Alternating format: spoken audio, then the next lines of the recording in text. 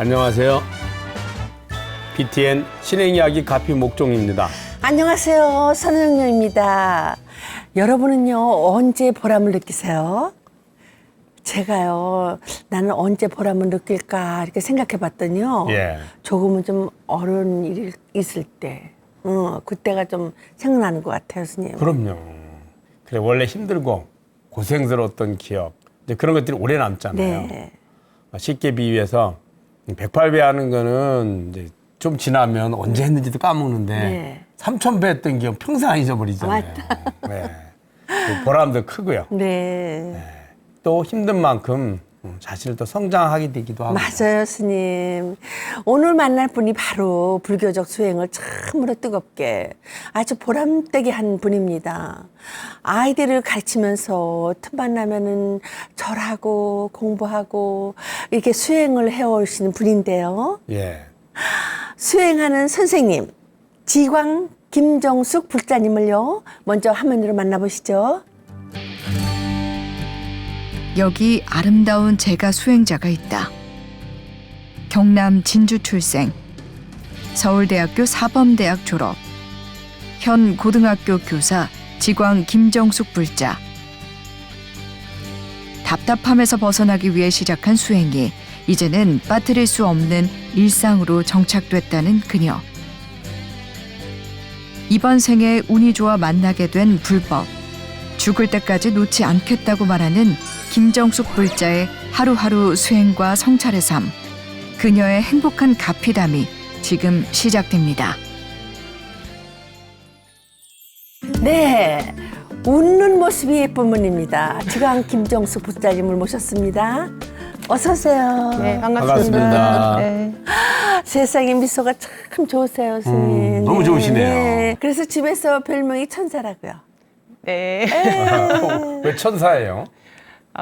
제가 생일이 10월 4일입니다. 아. 그래서 어느 날 제가 천사가 됐습니다. 맞다. 10월, 그러니까 네. 10월 공사 그래가지고 네, 천사. 천사다. 맞네. 맞네. 예, 제가 매사에 어떤 바라보는 측면이 무조건 긍정적으로 해석을 하고 그리고 되도록이면 좋은 면을 보니까 제가 건강하고 더 행복하더라고요. 그럼요. 근데 그게 습이 돼서 그런지 저도 모르게 그냥 자연스럽게 긍정적으로 해석을 하는 게 맞아, 이게 맞아. 이게 돼버렸더라고요 어느 날. 네. 그리고 또 무엇보다 불교 공부하면서 내 안에 그 행복을 찾으셨다고요. 네. 제가 부처님 법 공부하기 전에는 상당히 개인주의적이고 그리고 이기적이고 그 다음에 인색하고 좀 그럼 남한테 피해는 주지는 않지만 남과 더불어 살기에는 약간 부족한 면이 많은 맞죠. 그런 사람이었는데요. 제가 불법을 만나고 난 다음부터 이제는 항상 다른 사람한테 뭔가 도움이 될 수 있는 일이 없을까. 제가 한 개라도 가진 거 있으면 다른 사람한테 나눠주고 싶고 그렇게 그 사는 삶의 방식이 좀 바뀌어 버렸습니다. 네, 맞아요. 불자님이 대단하신 게 무려 30년간 아이들 가르치시면서 틈만 나면 절하고 공부하고 수행해 오셨대요. 일하면서 수행하는 게 결코 쉬운 일이 아닐 것 네, 같은데요. 맞아요. 어떻게 하셨어요? 평상시에는 상시 수행을 하고요. 네. 방학 때는 집중 수행을 아. 이렇게 해서 수행에도 그 단계가 있더라고요. 그렇죠, 초창기에는 단계가 있어요. 네, 맞아요. 너무너무 급하고 빨리빨리 깨달아야 되겠다. 막 정신없이 수행을 하다가 근데 지금은 약간 차분해져. 완숙기라고 해야 되나? 이제는 이번 생에 끝나지 못할지라도 다음 생으로 하고 그리고 편안하고 여유롭게 주변을 돌아보면서 수행을 정진하는 그런 어떤 단계로 이제 어느 순간에 제가 그렇게 돼 있더라고요. 그야말로 수행이 무르익어 가시는 것 네네. 같아요. 지금의 모습처럼 아주 소박하게 조금의 가식도 없이 자기 수행에 대한 기록을 모아서 책을 내셨다고 들었습니다. 부처님 법을 공부하면서 부처님 원해를 너무 갚고 싶다. 제가 무엇을 해가지고 부처님 원해를 갚을 수 있을까 이런 생각을 하는데 드디어 어느 날 내가 할 수 있는 거는 공부한 것밖에 없기 때문에 책으로 이렇게 정리를 해서 책을 쓰게 됐습니다. 맞아요. 자꾸 이 눈물이 나오려고 해서 맞아요. 죄송합니다. 이러면 안 눈물 나올 되는데. 때는 나와야 되겠더라고. 그래야지만 이게 확 그냥 그죠? 네. 스님 오늘 만나면 왠지 한편의 그 감동적인 신행 수기를요 네. 읽는 느낌이지 않을까 싶은데요, 스님. 그렇습니다. 그런데 어떻게 처음 불교와 인연이 되셨어요? 제가 울산에서 내려와서 남편을 만났습니다. 그때가 제가 27살인데 제 남편이 불교 신자였어요. 너무나 독실한. 아, 남편은 어릴 때부터 할머니 손을 잡고 이제 절에 다니면서 이렇게 살아오신 분이고 젊은 시절부터 보시도 이렇게 하면서 이렇게 살아오신 분이더라고요. 항상 주말마다 절에 끌려갔어요. 아, 그러니까 자연스럽게 뭐 우리는 주말에는 항상 절에 가는 것이 일상화된 그런 거였어요. 너무 좋다. 예. 남편의 영향을 많이 받으신 것 같은데 그럼 부부는 어떤 분이세요? 교육자이시고요. 음, 제가 늘 이야기하지만은 당신은 전생의 스님이었고, 그다음 지금도 스님으로서 이렇게 살아도 너무 잘 어울리신다. 한번 뵈야 되겠네. 나 진짜 봐야 돼. 두 분께서는 일어나자 잠자리에서 일어나자마자요 네. 아내에게 삼배를 하신다. 와, 너무 멋지네. 멋지다. 그래요. 제가 그거를 몰랐어요, 사실은. 아. 근데 제가 책을 쓰면서 후기에다가 쓰셨더라고요. 아침마다 새벽에 삼배를 한다고요. 그래서 저도 이걸 배워야 되겠다. 그래서 저는 자기 전에 제가 남편한테 저를 첫 번째 하면서 감사합니다. 두 번째 하면 미안합니다. 세 번째는 성불하세요라고 저도 삼배를 배웠습니다. 그래서 저도 따라서 저는 자기 전에 하고 저희 그 남편은 새벽에 일찍 일어나시거든요. 2, 3시경에.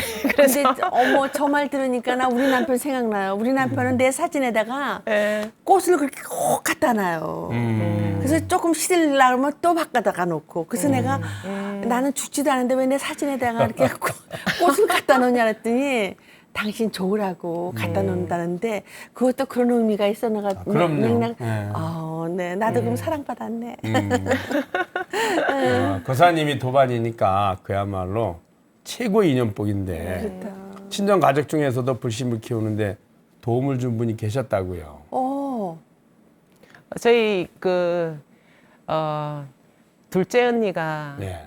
제가 저만 만나면 네. 항상 부처님 법을 말씀해 주시고 어느 날 저한테 천수경을 꼭 쥐어주면서 저녁에 꼭 읽어라 라고 너무 인자하고 자상한 분이거든요. 그래서 제가 저녁에 자기 전에 항상 천수경을 이렇게 한번 샥 읽으면서 그게 인연이 되어서 이제 또 이제 계속 이렇게 부처님 법을 공부를 하게 된 계기가 되지 않았나 싶어요. 네.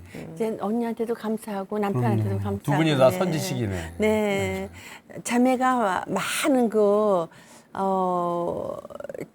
정말 자매들이 많으신 것 같아요. 네. 네. 왠지 어릴 때부터 예쁨을 독차지 하셨다는 것 같은 느낌이 들어요. 네, 맞아요. 네, 불교 공부를 하면서 부모님과 이렇게 화해를 하게 됐다. 이건 또 무슨 사건이에요? 제가 어린 시절에 이제 부모님한테 욕심이 좀 많았어요. 제가 하고 싶은 공부에 대한 뒷바라지를 부모님이 충분히 못 해주셨어요. 식구들이 워낙 많다 보니까. 그래서 저 나름대로 이제 부모님한테 불평불만을 많이 가지게 되었고 그것으로 인해서 내가 부모님하고 어느 정도 마음을 닫고 살았던 것 같아요. 아유. 그런데 이제 제가 2003년도인가 그때 이제 함양에 있는 동사섭이라는 데가 있어요. 용타 스님 예, 말씀. 용타 스님이 운영하시는데 네. 그 길을 가게 됐어요. 거기 가서 제가 지금까지 철문을 닫고 그다음에 이렇게 자물쇠를 채워놓던 마음을 열게 됐어요.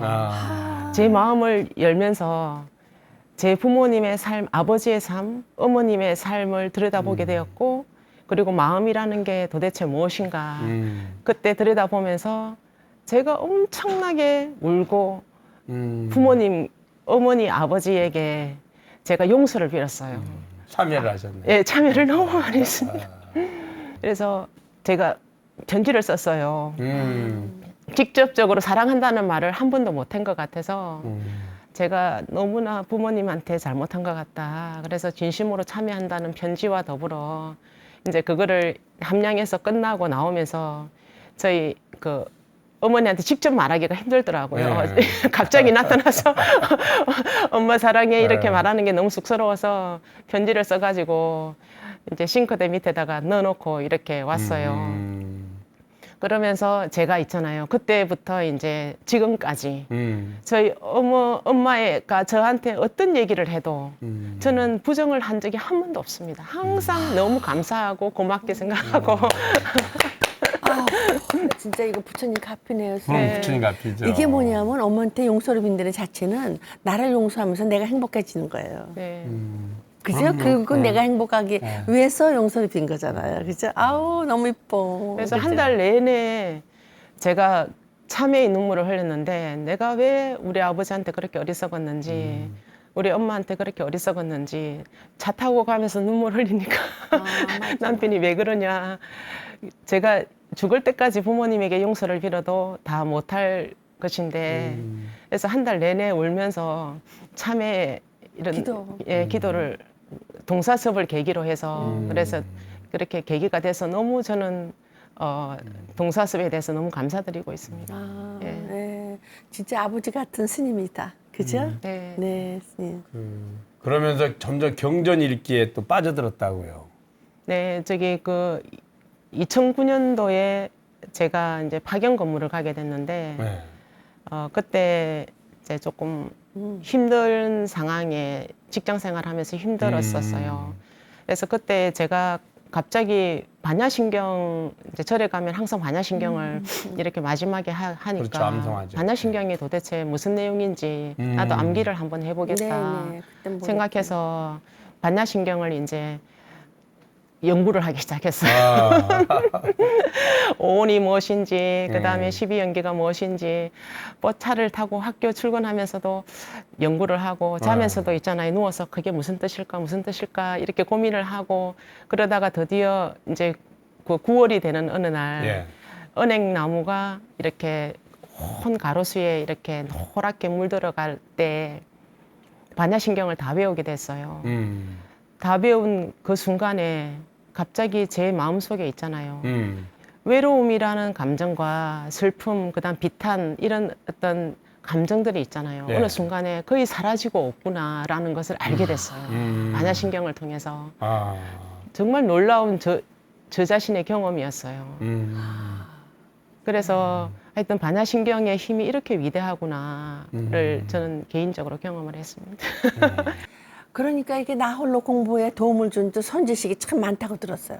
2010년경에 이제 제가 유튜브에 이제 법륜스님을 알게 됐어요. 정문적설을. 예, 중문직서. 예, 그래서 정문적설을 보면서 제가 놀랬던 것은 내가 느끼고 고통받고 이런 것들이 나 혼자만의 고통이 아니라 모든 인간들이 겪고 있는 고통이구나를 알게 되었고요. 네.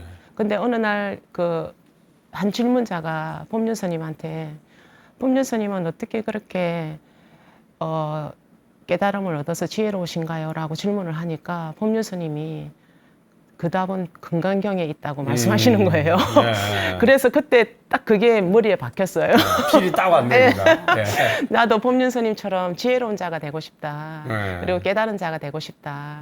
그래서 이제 금강경을 이제 공부하시게 됐구나. 예, 공부를 시작을 해서 노트에다가 정리를 해서 하나하나 수없이 많은 나와 있는 금강경 모든 해설 줄 뭐든지 하면 아예 연구를 하네, 연구를 연구를. 하네. 을 이제 시작을 해가지고 네. 그 다음에 이제 법화경부터 시작해서 그 다음에 능음경, 그 다음에 능가경, 그 다음에 법륜스님의 제가 공부하는 거를 되게 좋아하고 그러는데 법륜스님의 유튜브를 전부 다 섭렵을 했어요, 다. 그걸 통해서 제가 틈만 나면 저희 신랑한테 이야기하는데 당신은 법륜스님이 아니었으면 당신하고 벌써 헤어졌다. 법륜스님이 우리를 구제해 주신 분이다. 그래서 나는 항상 법륜스님한테 기도하고 보셔야 된다. 라고 이야기할 정도로 하여튼 법륜스님의 저뿐만 아니라 이 시대에 수많은 사람들의 고통을 건져주시는 진정한 부처님이 아닌가 저는 늘 그렇게 말씀하셔요. 해요, 저희 남편한테. 네. 맞습니다. 제가 지금까지 이제 지식으로 혼자서 공부하고 연구하고 탐구하고 이렇게 했는데 누구보다도 호흡 명상을 하고 싶었어요. 계속 명상을 하고 싶었는데 이제 그게 그 불교대학 득진 스님이 2016년도에 드디어 명상 아카데미를 여신 거예요. 예. 그래서 이제 그때 그 이태호 박사를 초청해서 마인드 케어라 해서 그 프로그램을 딱 열자마자 바로 등록을 했어요. 바로 기다렸던 그때가 온 거예요.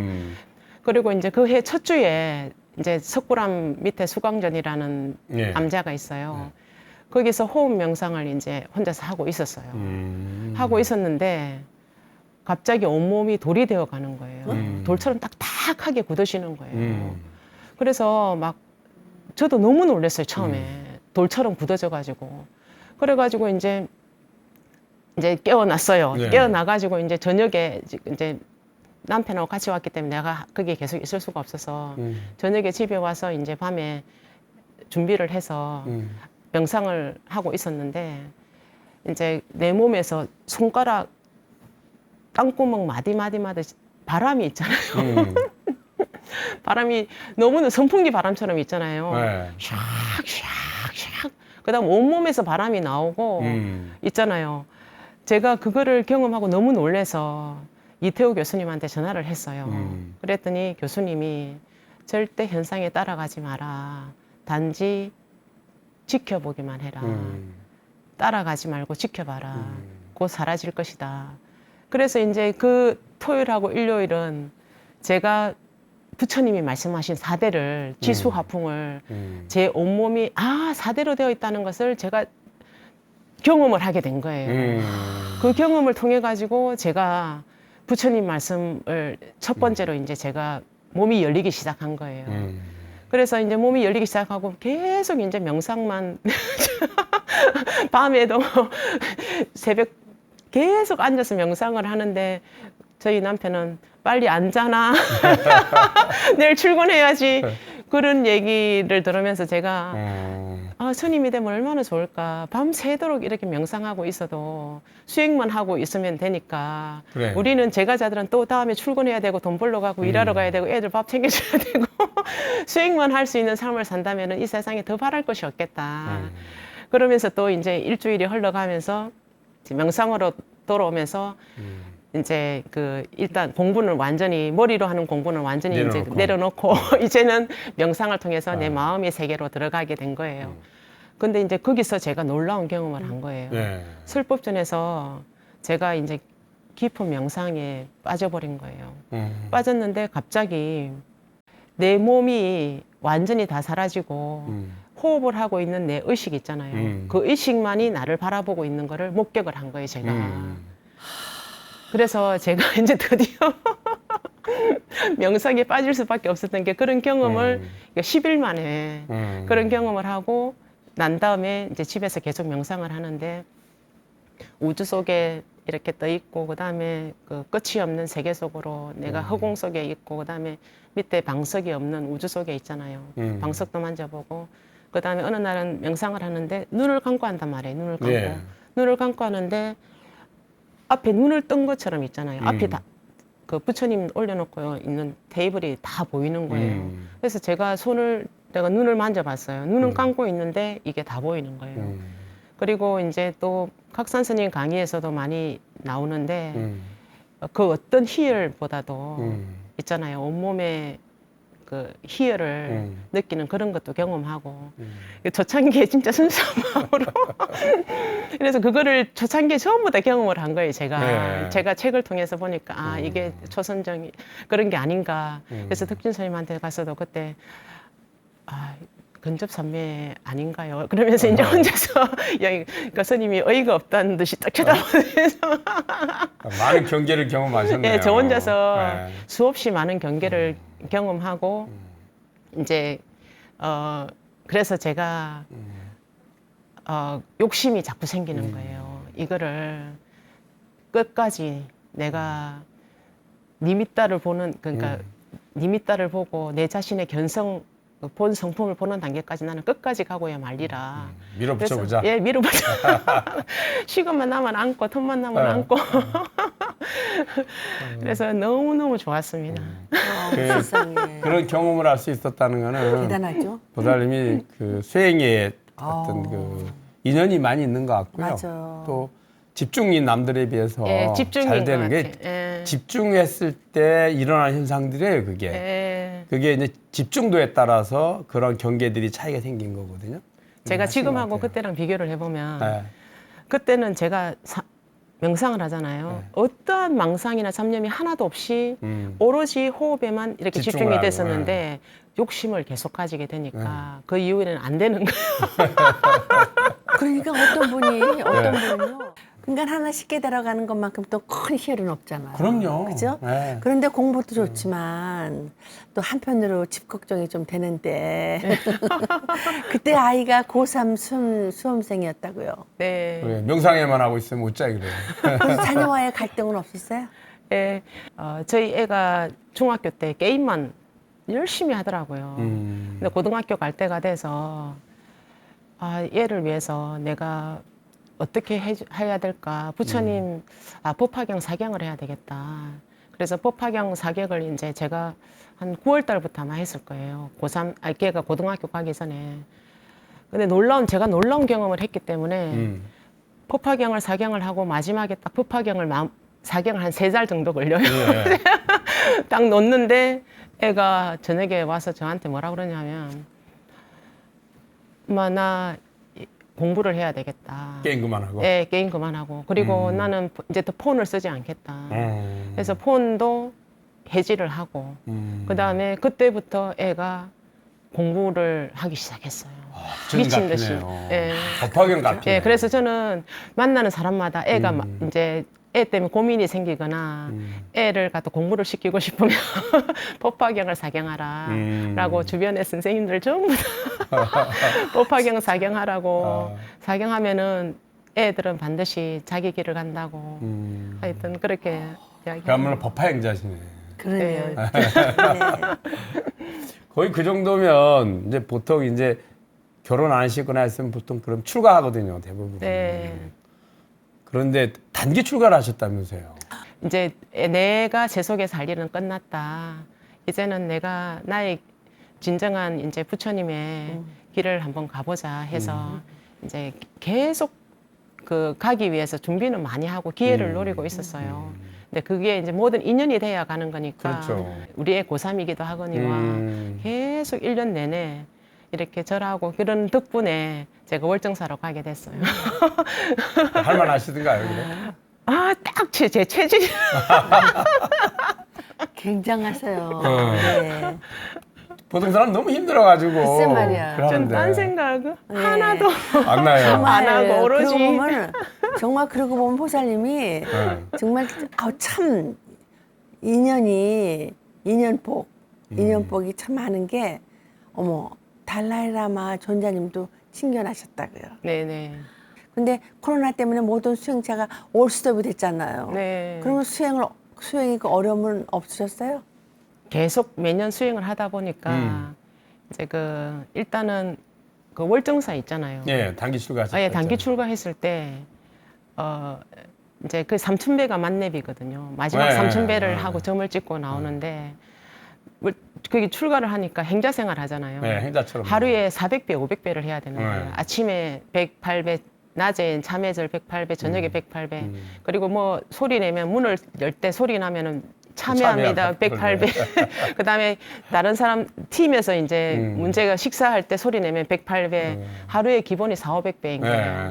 네. 그래서 계속 파서 붙이면서 저는 앉아서 수행만 하는 그런 계속 수행을 해왔기 때문에 저라는 수행이 익숙하지 않아갖고 발가락에 이상이 생겨서 파스를 계속 붙이면서 이제 한 달 내내 이렇게 수행을 했어요. 마지막 3,000배 만렙을 위해서 그날을 위해서 이렇게 계속 절을 했는데 그래서 이제 그 마지막 3,000배 하는 날이 제가 있잖아요. 신비로운 경험을 했잖아요. 무슨 경험을 하셨어요, 그래? 그 3,000배 하는 날 이제 그 정멸 복음. 보궁에 들어가서 이제 쫙 이렇게 남자 거사님들, 여자 이제 보살님들 쫙 이렇게 자리를 잡고 절을 하는데 옆에 보살님이 엄청나게 목소리 크게 막 석가모니불 그러면 절을 하는 거예요. 저렇게 소리를 지르면서 절을 하면은 힘이 빠져서 어떻게 3,000배를 하나라고 처음에 생각을 했는데 저도 따라 해봐야지. 네. 그래서 뭐 저도 뭐 있는 대로 소리를 지르면서 석가모니불 하면서 절을 했어요. 그랬더니 오히려 더 절이 잘 되는 거예요. 네. 그런데 이제 50분 하고 10분 쉬고 50분 하고 10분 쉬고 이렇게 계속 이어가거든요. 두 번째 타임에 석가모니불 막 하면서 절을 하는데요. 제 귀에 노래 소리가 들리는 거예요. 노래 소리가 천상의 노래 소리 있잖아요. 고음에 있잖아요. 아주 고음에 오페라 같은 있잖아요. 그런 노래 소리가 귀에 들리는 거예요. 그래서 이제 두 번째 절을 끝내면서 옆에 보살님한테 보살님 노래 소리 안 들려요. 그랬더니 안 들린다고요. 아, 그래서 저는 놀랐어요. 아, 내 귀에만 들리는구나. 나는 다른 분들도 다 들리는 줄 알았어요. 그래갖고 이제 계속 절을 하는 과정에서 3,000배 내내 있잖아요. 노래 소리와 함께 막 너무 즐겁게 한이심이 나갖고 있잖아요. 한이심으로 했네. 네, 한이심으로 3,000배를 절을 했잖아요. 그래서 절을 하고 그 다음 날 이제 잠깐 눈을 붙였는데 꿈속에서 부처님이 나타나서 나타나가지고 저한테 페이퍼를 주더라고요. 수기를 주신 거예요? 예, 그래서 제가 받아서 정말 부처님한테 너무 감동의 눈물을 흘리면서 하산을 했습니다. 진짜 대단하다. 네. 이것도 정말 큰 스님 될 뻔했네요. 스님이었으면. 네. 부처님이 이제 너무 좋아하시는 것 같아요. 우리 그렇죠. 보살님을. 이미. 너무 진짜 그렇게 신심 있게 원력을 그렇죠. 가지고 하니까. 실제로 그 우리 선생님이니까 잘 아시잖아요. 학생들 중에 진짜 애써서 열심히 하려고 그러면 그 아이가 잘하고 못한 걸 떠나서 선생님들은 그 아이를 사랑해주고 아끼고 이끌어주려고 하잖아요. 네. 우리 중생들이 부처님의 가르침을 배우고 실천할 애를 쓰면 모든 불보살님이라든지 또 불보살님 때 그 천상세계 천인이나 호법진장들이 다 지켜주고 하지요. 진짜 그런 그런 모습들을 이제 간간히 보여주시는 거예요. 왜냐하면 그래야 믿고 따라오니까. 네. 그거 안 보여주면 절망하잖아요. 해도 안 되는가 보다 막 이래야 포기하니까 네. 포기하려고 할 때마다 이렇게 보여주시고 이끌어줘요. 이게 부처님의 가피거든요. 그렇다 네. 진짜. 그런 이제 수행 과정 끝에 그 책이 탄생한 거네요, 그러니까. 그러니까 네. 그죠. 네. 월정사 갔다 와서 네. 그다음에 이제 이제 스님도 뵀는데 네. 달라이라마 전자님을 네, 전자님 2019년도에 네. 그때 이제 강우 스님하고 네, 같이 갔어요. 예, 목종 스님 보고 그다음 해초 스님인가? 네, 예, 거기 스님들 그때 이제 제가 그때 같이 가셨구나. 예, 그때 아. 저희 남편이 이제 그 진옥 스님이라고 네, 진옥 스님 잘 알아요. 그 스님 그 그림 전시회 하는데 저기 여수 석천사 있잖아요. 네, 열숙천사. 거기 가서 이제 그 그림을 사갖고 왔어요. 근데 이제 그게 인연이 됐는지, 달라이라마 존자님이 저희 엄마가 1930년생인데, 네. 달라이라마 존자는 1935년생이라서 연세가 많으셔서 이분도 내가 이번 생에 못 만나면 이분을 다시 만나기를 힘들겠다. 그 마음이 갑자기 확 올라오는 거예요. 그래서 꼭 가야겠다. 올해는 어떤 일이 있어도. 그죠? 그래서 2019년도에 이제 그 진옥선님 팀하고 같이 팀으로, 예. 거기 가게 된 거예요. 달라이라마 존자님을. 그러셨구나. 예, 거기 가서 거기서 있잖아요. 네. 제가 눈물을 흘리면서 본문을 듣겠죠. 눈물을 전자님 흘리면서 한번 들을 때. 예, 들으면서 듣고 그다음에 그분과 제가 손을 잡게 됐는데 그분을 보면서 그분은 나의 모든 마음을 다 알고 계시는 그 단 제가 그걸 느낌을 느꼈어요. 받았어요. 그래서 아, 정말 이런 자비의 하신이구나 라는 거를 경험하고 돌아왔습니다. 그래서 그때 이제 목종스님도 제가 멀리서 지켜보면서 그때 말씀하시죠, 하시지. 강원스님도 다 뵙고 그때 잘 갔어요. 저희도 그때 가고 그 예, 이후로 코로나 그 이후로 때문에 예, 코로나 때문에 전자님 뵈러 아무도 못 갔잖아요. 네네 또 앞으로도 쉽지 않을 것 같아요. 지금 전자님 연세도 있고 해서 네네 외국 여행을 하시기 어렵고 또 외부 법회도 하기 이제 모든 걸 중단하셨다는 말이 있거든요. 네네 그러니까 우리 그 보살님이 전자님하고도 인연이 있으신 것 같아요. 네, 맞아요. 잘 갔다 오셨던 것 같아요. 잘 갔다 오셨어요. 네. 그 환희심이 이제 전해져서 저희까지 이렇게 행복해지는 것 같아요. 함께하는. 맞아요, 네. 스님. 빅텐 실행 이야기 가피 공식 질문입니다. 김정숙 불자님에게 부처님의 가피란? 제 삶의 전부 다가 저는 부처님의 가피라고 생각을 해요. 제가 그전에는 너무나 어리석었을 때는 부처님의 가피를 모르고 당연히 내가 잘나서 그리고 내가 뭐 이렇게 살아 있다고 생각을 했는데 지금은 내가 살아가는 모든 것들이 부처님의 값이고 내가 숨을 쉬고 잠을 자고 그리고 이렇게 또 훌륭하신 분들 또 만나는 것도 부처님의 값이고 그래서 저는 모든 것이 다 부처님의 값이라고 저는 생각을 해요. 맞습니다. 네. 맞아요, 스님. 저는요 부엌에서 내가 먹고 싶은 거 만들면서도 이것도 참 왜냐하면 가스불을 켜면은요 그거 끓을 동안 내가 기다려야 되거든요. 네. 그러면서 내가 그걸 기다리면서 이거 기다림도 참선이다. 이거 맛있는 거 먹어서 입속으로 들어가는 것도 참선이다. 그러면 참선이 아닌 게 없더라고요.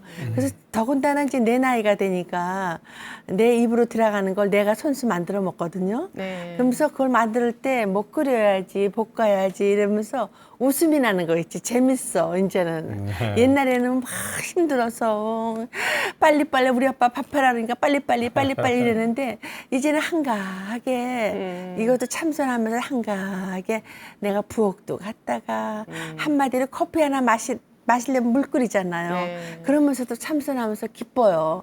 이게 내 목으로 들어가면서 나를 이렇게 건강하게 해주고 아 이게 노년을 평화롭게 보내주시니 부처님 감사합니다. 이런 생각이 저절로 들어요. 그러니 부처님의 참선이 얼마나 좋은 건지 몰라요. 네. 그죠? 예, 명상 맞습니다. 참선. 답답하면서 벗어나기 위해서 시작한 그 수행이 이제는 아주 일상이 된 우리 김정숙 부사님.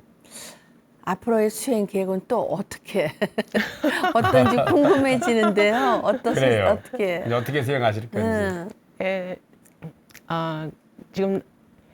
지금 저기 수미산을 한번 가고 싶어요. 순례하고 싶으셔가지고요. 예. 그리고 이제는 내가 보고 배우고 모든 것들을 다른 분들한테 그렇지. 다 나눠서 같이 함께 하고 싶고 그다음에 기회가 된다면 이제는 계속 이제 다른 분들을 도우면서 그다음에 힘이 이제는 내 삶이 아니라 그 60 다가오면 내가 지금까지 내 중심적인 그런 어떤 삶을 살았다면은 이제는 내가 없어지고 근데 다른 사람을 위해서 내가 그분들을 돕고 눈물을 닦아주고 그다음에 그분들을 함께 안아주고 이렇게 살고 싶습니다. 네, 좋네요. 네. 참다운 보살님이시네요. 그죠, 스님 맞아요. 정말 수행이 곧 행복이라는 걸 이 자리에서 다시 한번 깨닫게 됩니다. 그죠, 스님? 네, 맞습니다. 스님 오늘 만남 어떠셨어요? 수행의 향기와 감동이 아주 가득한 네. 그런 만남이었습니다.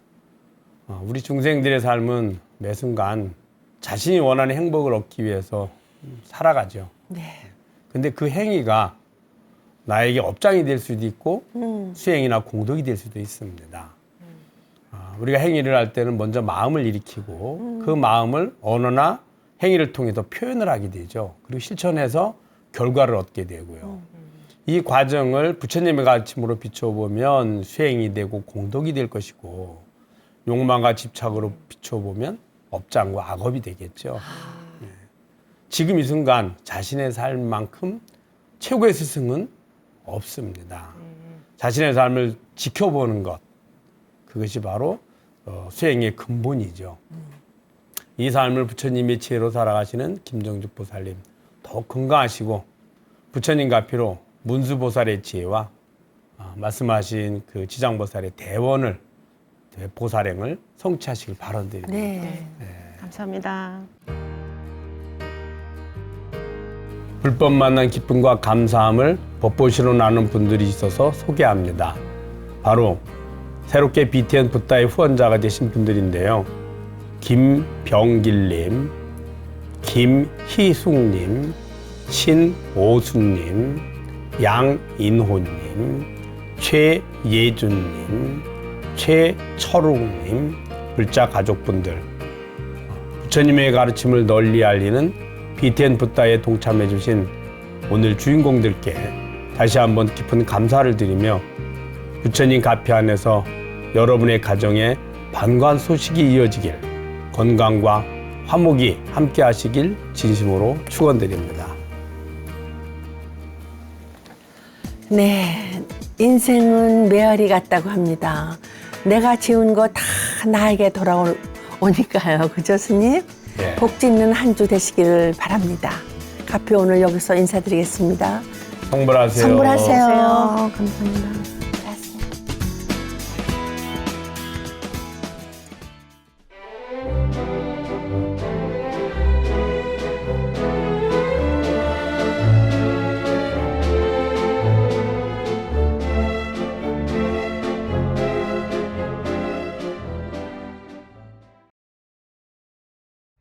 Thank you.